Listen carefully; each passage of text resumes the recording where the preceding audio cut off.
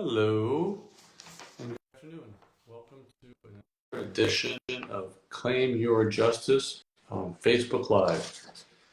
Today we're going to be talking about motorcycle accidents and injuries that are the result of those motorcycle accidents. Oh, Jessica, that's such a nice background you have there. Hi. Thank you. So I made the introduction already. I should sit back a little so my face doesn't look so big. So today I said thank you for joining another edition of Facebook Live by Claim Your Justice. Today we're going to talk about injuries that happen as a result of motorcycles. We're going to have a couple of these over the next 2 weeks or 3 weeks, 3 sessions. And we just want to get in nuts and bolts and help our clients claim their justice when they're injured in an accident.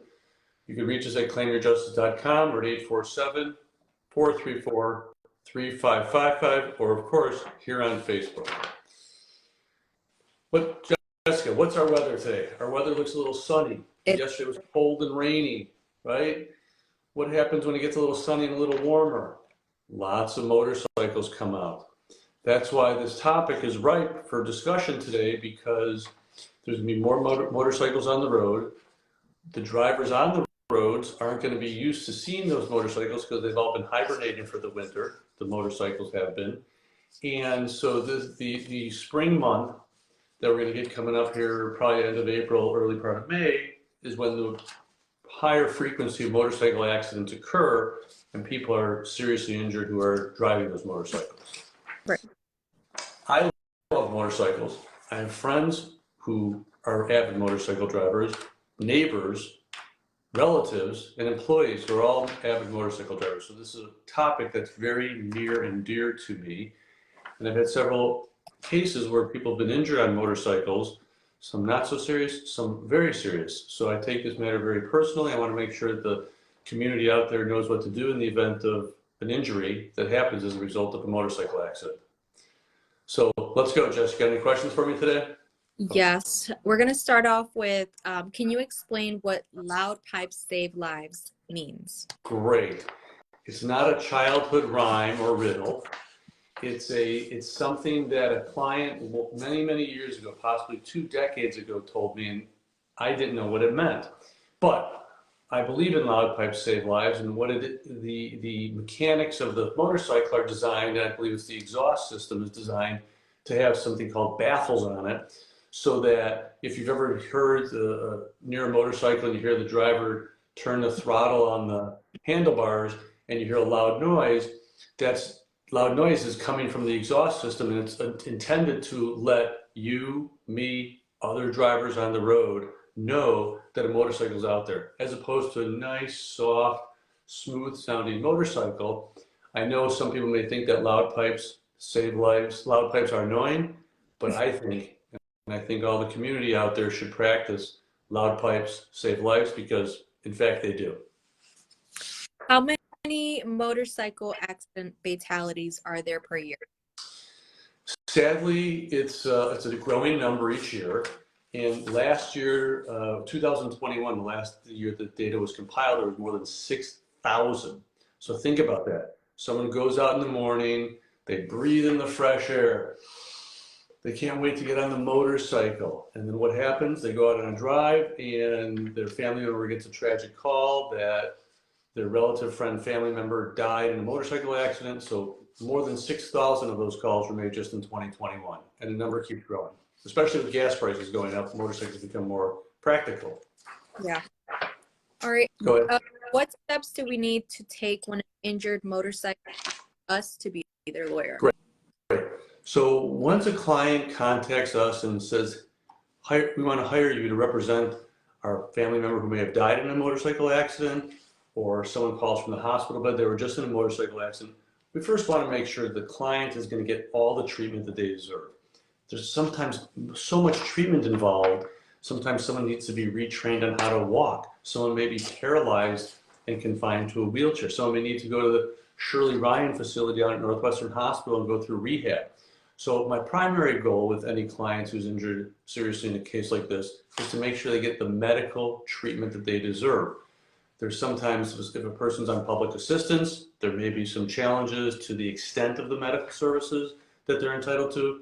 My job is to step in and say, wait a second, This person's seriously injured, is going to have these injuries likely for the rest of their life in some situations. So goal number one, make sure to get the medical treatment they deserve. Goal number two is I want to secure the motorcycle. So what does that mean? So the motorcycle's in an accident, client's taken to the hospital, and the piece of equipment, the motorcycle, sitting there on the ground. Tow truck comes, put it on a flatbed, take it to the body shop or the tow yard, and they leave it there. I want that motorcycle. I want it for two reasons. Reason number one is I may want to get it tested. Perhaps the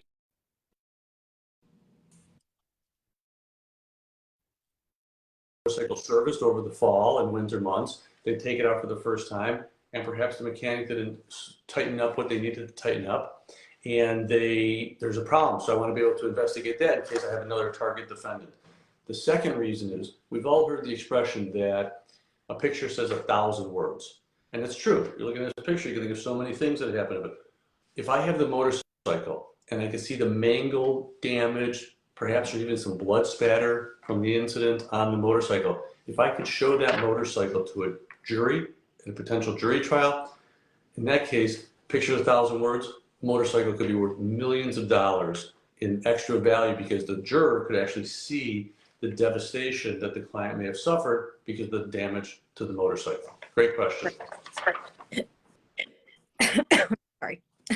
What are the fact patterns generally in motorcycle crashes? What are the fact patterns I most often see? A lot of intersection cases. So a recent motorcycle accident case we're representing a client on, he's in a left turn pocket, turning into a street.